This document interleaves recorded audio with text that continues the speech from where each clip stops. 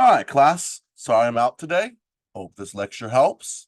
Remember, please open today's sub-day work on Canvas.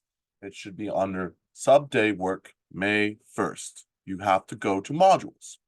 Okay, so today we're going to discuss decolonization, the other key theme of this unit here. Okay, so here we go. And then we're done with this lecture, by the way. Um, please, please work on your SAQs and decolonization DBQ. Okay. All righty. So, decolonization is the other key idea here. Remember, in the past units, we had this thing called imperialism and to a lesser extent, maritime empires. Well, guess what? All those big empires of the past are coming to an end. And we're going to figure out why today, kind of how this kind of really bleeds into our world today.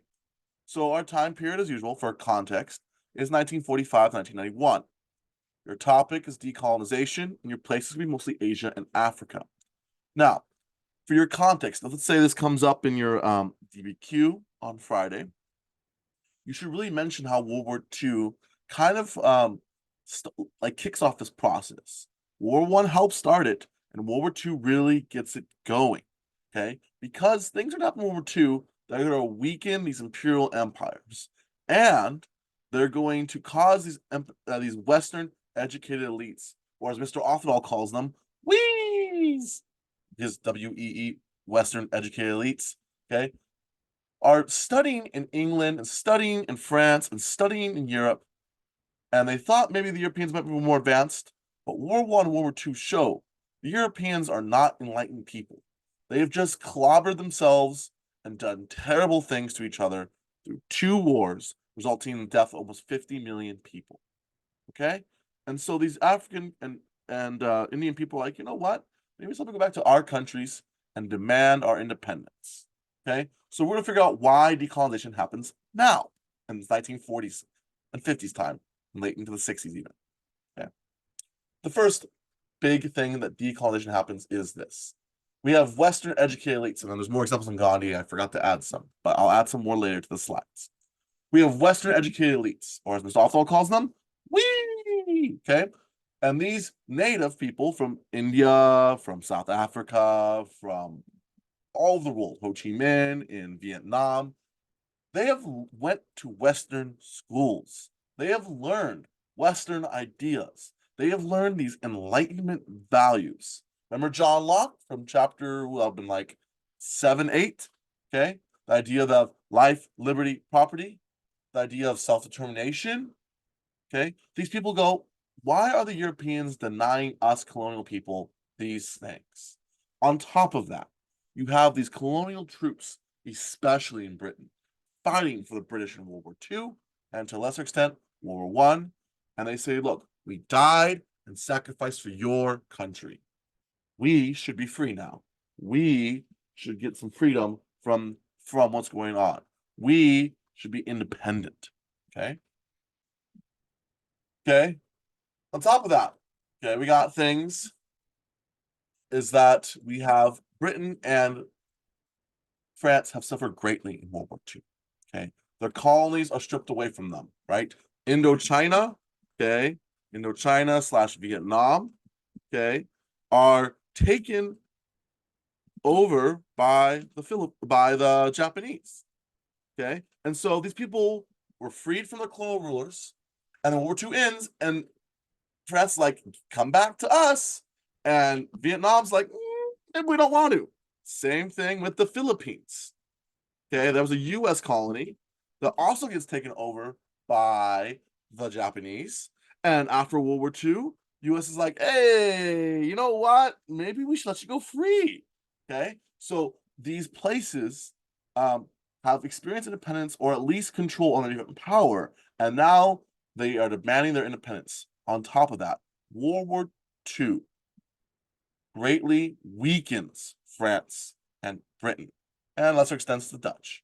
Okay, and because of that, they don't have the power or the will to hold on to their colony. Remember, owning a colony is a lot of work, and so these places just, they're like, England's like, dude, I don't know if I want to fight a war to take back India or keep India. France does fight a war to take back Vietnam, and they get their butts kicked. They lose. Okay. And so they don't really have the willpower to do so. That's kind of the second thing that leads to decolonization. We have the third thing. World War II is a war of fascist aggression, right? We have Hitler, Mussolini. They're like, hey, take over other territories. We're going to take these places over. We're going to expand. And these places commit brutal genocides, these fascist countries on people. Okay. And this leads, okay, to what we call, sorry. Okay. These lead. Where do I go? Where do I go? Where do I go? There we go. And the Allies are like, look, we can't do, we gotta stop this. And they do stop this in World War II. Okay, remember? Hitler's a really bad dude who takes over land. And what is imperialism? Countries acting like bad dudes taking over land. So does Britain and France really want to look like the bad dudes who are try to keep land by brutally oppressing people? No. I mean, sometimes they will a little bit, but they don't want to do that again because they just fought a war stopping bad dudes taking over land. And then now they look like the bad guys. And so this leads to them being like, maybe we shouldn't be doing this. Okay. And especially USA and the Soviet Union are like, hey, they're the new two superpowers in the bloc. And they're gonna be like, hey, France, Britain, you can't be doing imperialism stuff no more. That's not cool. So we'll talk more about tomorrow how USA and Soviet Union get some shenanigans with these countries. So think of these three ideas of decolonization. Why does decolonization happen, right? Again, recap. One, we have Western educated elites who are native people advocating for their own independence. Two, the old imperial countries have suffered greatly and are losing control. And three, World War II was anti-fascism, anti-territorial expansion. And so you can't turn around and be the winner of World War II and then just go do that. People are to call you out. You look like a hypocrite. Okay? So our big ideas today is this. We have some, we're comparing and contrast how decolonization happens, but also think about how decolonization movements relate to the Cold War. And we'll come back to this a lot tomorrow, but keep this in mind. How does the Cold War influence the process of decolonization? And do newly independent countries in Africa and Asia interact with the USSR and the USA? And how's this going to go down? Okay. So how did decolonization or de-imperialism happen? Well, two main ways. You have negotiated independence with India and Pakistan. Then you have violent methods like Indonesia, Angola, French colony of Algeria. These places are going to violently revolt. Okay. And then you have places that are somewhere in between. South Africa kind of being this in-between one. Sometimes a little bit of peace and negotiation, and sometimes some pretty strict violence, some pretty gnarly violence. Okay, so our first case study is India. India's an example of a non-violent transfer of power. Yes, there was violence. Yes, there were people dead. But in general, the British are going to give up India. Okay. The Indian National League gets created right before World War I, but really getting steamed after World War I and again in World War II. And basically, they're like, look, Britain, we, the Indian National League, help support you in these wars. We are demanding our independence, and they use ideas, Enlightenment values, all that jazz to demand that. We have two leaders. We have Mahatma Gandhi. Okay. He ironically is a British educated leader. Okay. He's as Mr. Offal says, a wee. Okay. He was a lawyer for Britain, or South Africa, technically, but he was a trained lawyer. And he decides, you know what? We need to bring India back to kind of how Indian tradition, and we reject the British modernity. We want an independent country for India. And his leader, though, Narahu, is a little bit of a different kind of guy. He embraces more of the Western style ideals. And you see this tension in India, even today, of tradition and modernity. Okay. That could be a good, fun DBQ prompt, not for this week, but in the future, or an SAQ. But not for us, not for Friday, so don't worry about that. Okay. Muslim League is another group in India. Remember, back in chapter 5 and 7, and land-based empires, we have the Mongols. For a little contextualization, our Mongols take over India. They're Muslims, Muslim minority. Okay. And you have Akbar. He's a religious toleration scholar kind of guy. And we have Aurangzeb, who's like a zealot. He's super Islamic. And so there's a large minority of Indian people who are Muslim. And they're worried about this independence movement. And they're worried they might get disenfranchised or lose some rights if Hindus come in charge. And so they're led by Muhammad Ali Jinnah. He argues that Muslims should get their own country, Pakistan. So Gandhi leads, he's the big leader in this nationalist movement, where it's mostly nonviolent. They do things like the Salt March, where they protest the British salt tax. Then they have the hunger protest. Gandhi refuses to eat when he's in jail for a while. And then last, we have the boycott of British textiles. Remember, India is seen as a place of great wealth for the British Commonwealth. Okay, a lot of money can be made in India, and one of the big trades is cotton. But this cotton isn't being used in India; it's being shipped to Britain and the large factories because of industrialization. And so Indians aren't allowed to even use the cotton for their own factories. They're forced to sell it cheap to Britain, who can make lots of money off of it. And so, kind of like how the United States boycotts tea way back in the day, okay, we have the boycott of British textiles in India. Okay, and these movements work. Britain after World War II is exhausted, and they agree to make India independent in 1947. But they're going to separate India into two places: a Muslim majority country called Pakistan and a Hindu majority, but supposed to be secular country called India. Gandhi does not like this, but reluctantly agrees to British proposal. But he's so disheartened by this thing. When Independence Day actually comes, he refuses to be there. He doesn't celebrate it.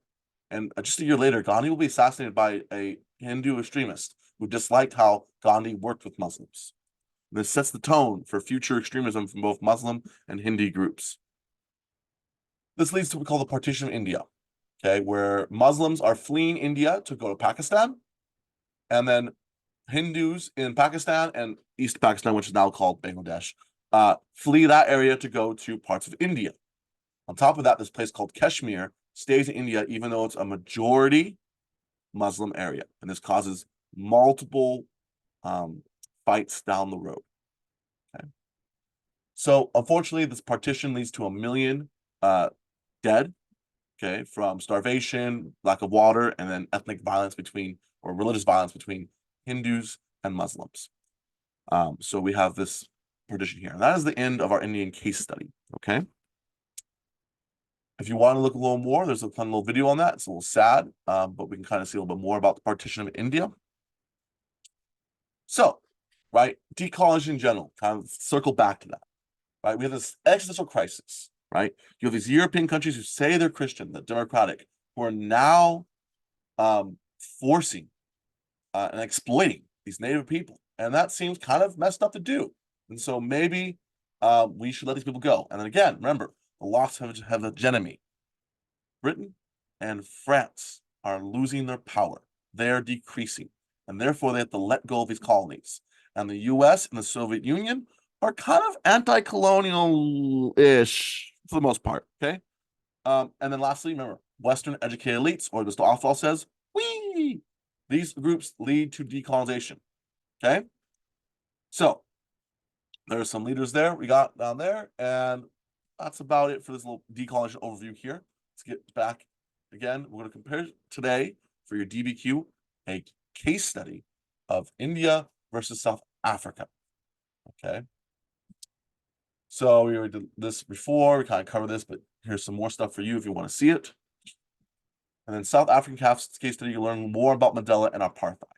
Okay, but again, one of the big differences between India and South Africa, I'm going to get a little spoiler here, is South Africa has a very large white minority group. There's a lot of white people that live in South Africa who don't want to give power to African people. And this leads to this thing called apartheid, which is racial segregation. So you need to read this in your own time right now, okay? I'll learn more about apartheid and how maybe South Africa would have gone free after World War II, but something happens and kind of creates a lot longer of a process, okay?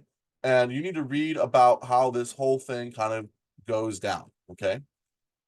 So you read that, and then if you need extra help, Mr. Heimler here does a good job explaining this even more if you want to look at his video here.